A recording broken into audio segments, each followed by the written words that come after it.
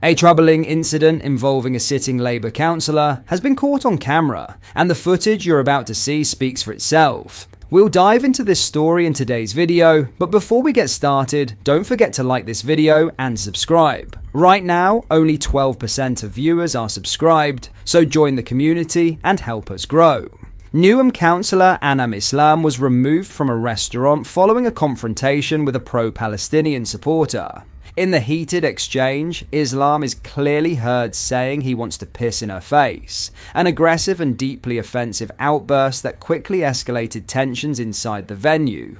The situation became so volatile that police were called to intervene. And again, we're left asking, how has it come to this? This isn't just an embarrassing moment for a local official, it's another sign of how imported political conflicts are seeping into public life here in the UK. What began as a dispute over foreign issues spiraled into a verbal altercation involving a British elected official, in a public restaurant no less. This has absolutely nothing to do with Britain's national interest, and yet it played out in a way that forced law enforcement to step in. We've seen this pattern before. Ethnic and political divisions rooted in overseas conflicts playing out in British communities. But now, it's not just happening in protests or fringe groups, it's being dragged into public life by those in positions of power and responsibility. The job of a councillor is to serve their local area, not to bring aggressive, politically charged arguments into public spaces, and certainly not to behave like this when challenged. So the question is simple: how much longer can this go on before we recognise the deeper issue here? Because this isn't just about one man losing his temper. It's about what we're allowing to become acceptable conduct from those elected to represent us. The footage will play now. Watch for yourself.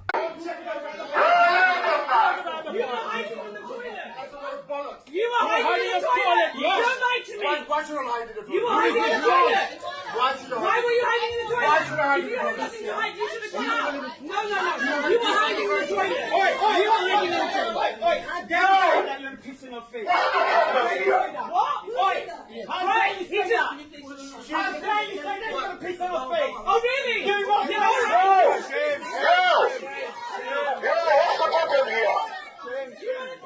What you've just seen isn't just a personal outburst, it's a reflection of a much bigger issue.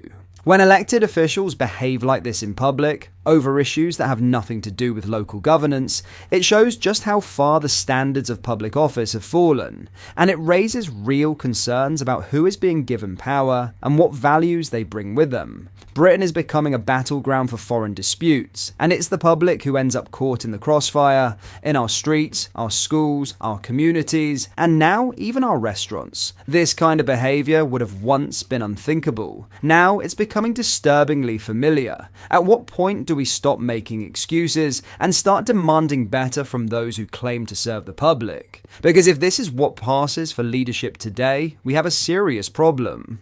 In other news, Sir Keir Starmer's plot to introduce digital ID risks destroying British business, a senior Tory has said. Shadow Business Secretary Andrew Griffith argued digital ID would strangle small firms with enormous levels of red tape, as well as infringe on civil liberties. Tory MP Jack Rankin joined Mr. Griffith in criticising the proposal, pointing out how another controversial piece of legislation acted as a Trojan horse for the Prime Minister's proposal. Speaking recently, Mr. Griffith said, "Labour's obsession with digital ID cards isn't just a threat to personal freedom, it's a hammer blow to British business.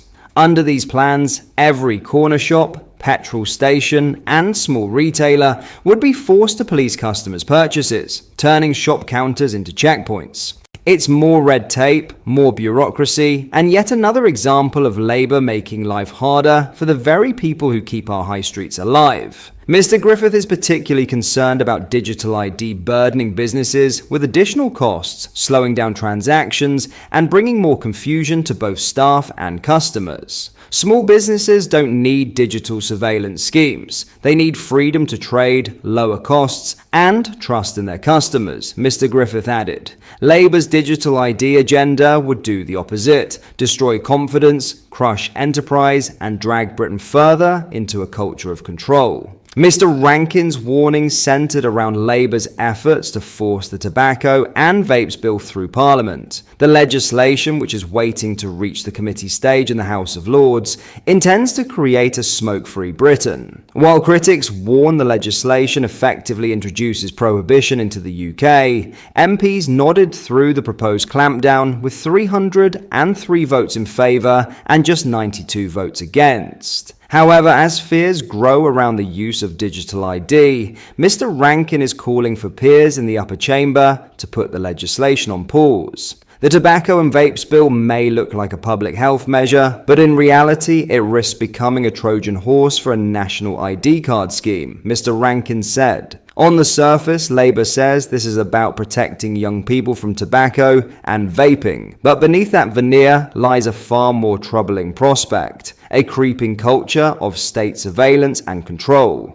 The Windsor MP, who labelled the triple lock as unsustainable at the Conservative Party conference, added, "Today it is tobacco, tomorrow who knows." Once a mandatory ID system exists, there is nothing to stop a future Labour government from expanding its reach to alcohol, sugary drinks, red meat, even how much fuel you can buy. Mr. Rankin went on to urge the House of Lords to pause this bill and examine its hidden consequences, warning that Britain's historic resistance to compulsory ID cards was being quietly chipped away. The British people have always rejected compulsory ID cards, and for good reason, the 33-year-old said. We are a free country, not a surveillance state. Labour must not be allowed to use a health bill to smuggle in the architecture of a national ID system by stealth. Both Tory MPs accused Labour of overreach, warning that the bill masks a broader ambition to link personal data and consumer behaviour through digital verification systems. The warning about the impact on businesses comes after more than 2.8 million Britons signed a petition opposing Sir Keir's plan to introduce digital ID, including more than 3,200 in the Prime Minister's own seat of Holborn and St Pancras. The proposal, which is being introduced to stop illegal migrants working in the black economy, would require all working people to carry a digital ID in the UK, with those not looking to work facing no requirement to hold the documentation. During his visit to India, Sir Keir met Nandan Nilekani, the non-executive chair of the tech company Infosys, to discuss the rollout of digital ID in India. However, Indian officials filed a police complaint in 2018 after personal details had been downloaded and sold online for less than £6. The Prime Minister is now also being warned that he faces a Labour revolt over the proposal to introduce digital ID, with one MP accusing Number 10 of having the reverse Midas touch. A government spokesman told GB News, "Digital ID will help make it easier for people to access the services they are entitled to and prevent illegal working. It will streamline interactions with the state, saving time and cutting frustrating paperwork. We will launch a public consultation to ensure the scheme is designed with the best possible input, including robust safeguards to protect people's data. Following this, we will introduce legislation which sets out clearly how information can be used to protect people's data. Privacy and security are integral to the proposals for the scheme, and it will not be used for mass surveillance." What are your thoughts on what we discussed in today's video? Let me know down in the comment section below. If you have not yet already, make sure you do drop a like on this video and subscribe to the channel for more British content. Thank you, take care, goodbye.